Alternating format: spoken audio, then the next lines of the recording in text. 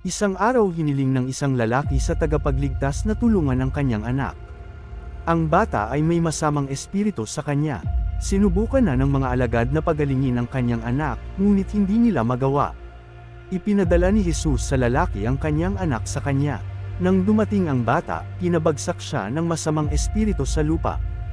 Tinanong ng tagapagligtas kung gaano katagal na ang masamang espiritu sa bata. Sinabi ng ama na nasa kanya na ito mula pa noong bata pa siya. Sinabi ni Jesus na mapapagaling niya ang anak kung may pananampalataya ang ama.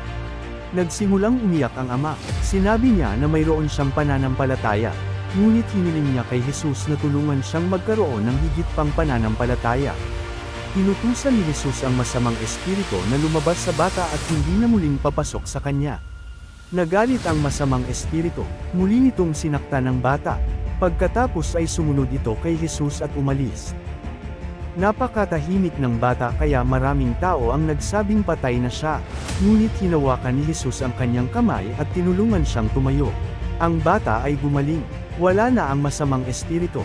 Nang maglaon ay tinanong ng mga alagad si Jesus kung bakit hindi nila nagawang paalisan ang masamang espiritu sa bata. Sinabi sa kanila ni Jesus na kung minsan ay kailangan nilang mag-ayuno at manalangin para gumaling ang isang tao. Kung nagustuhan mo tong video na to ay mag-subscribe ka na sa aking channel, at huwag mong kalimutan na mag-type ng amen. Huwag mo rin kalimutan magpindot sa notification bell para updated ka sa mga video na i-upload natin. Salamat and God bless you all.